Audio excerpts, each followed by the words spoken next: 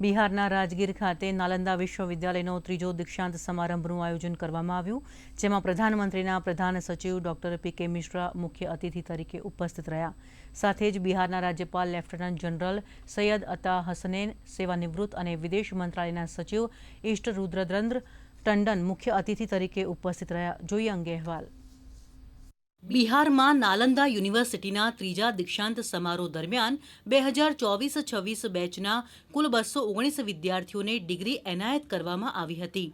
આ સમૂહમાં વિયેતનામ, બાંગ્લાદેશ, ભૂતાન અને મ્યાનમાર સહિત 14 દેશોના વિદ્યાર્થીઓનો સમાવેશ થાય છે. સમારોહ દરમિયાન 8 પ્રતિભાશાળી વિદ્યાર્થીઓને ગોલ્ડ મેડલ પણ એનાયત કરવામાં આવ્યા હતા, જેમાંથી 7 વિદ્યાર્થીઓનો સમાવેશ થાય છે. નાલંદા યુનિવર્સિટીએ 17 અને 18 મેના રોજ શાસ્ત્રાર્થ 2026નું આયોજન કર્યું હતું. પ્રથમ વખત શાસ્ત્રાર્થની પ્રાચીન પરંપરાને યુનિવર્સિટીના શૈક્ષણિક કેલેન્ડરમાં ઔપચારિક રીતે સામેલ કરવામાં આવી છે. દીક્ષાંત સમારોહ દરમિયાન આ સ્પર્ધાના વિજેતાઓનું સન્માન કરવામાં આવ્યું હતું. સભાને સંબોધતા મુખ્ય મહેમાન ડોક્ટર પી.કે. મિશ્રાએ જણાવ્યું કે નાલંદા યુનિવર્સિટીની સ્થાપનાનું કાર્ય જે ફક્ત બિહાર માટે જ નહીં પરંતુ સમગ્ર રાષ્ટ્ર માટે ગૌરવનું પ્રતીક છે, જે પ્રધાનમંત્રી નરેન્દ્ર મોદીના નેતૃત્વ હેઠળ પૂર્ણ થયું હતું. તેમણે કહ્યું કે બિહાર જ્ઞાન અને શાંતિની ભૂમિ છે. ભગવાન બુદ્ધે પોતે આ જ સ્થળે જ્ઞાન પ્રાપ્ત કર્યું હતું.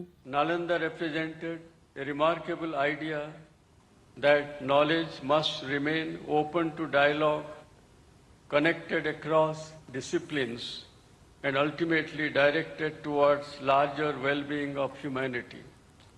That idea remains deeply relevant in the 21st century.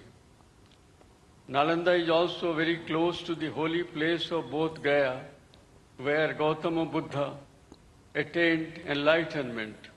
I am sure the learning from this great university will spread far and wide across continents. મહત્વપૂર્ણ છે કે યુનિવર્સિટીએ પરીક્ષાઓ પૂર્ણ થયાના માત્ર 9 દિવસ પછી દીક્ષાંત સમારોહનું આયોજન કર્યું. દીક્ષાંત સમારોહ પછી મુખ્ય મહેમાને નાલંદા યુનિવર્સિટીમાં કૌટિલ્ય સેન્ટર ફોર કેપેસિટી બિલ્ડિંગનું પણ ઉદ્ઘાટન કર્યું હતું.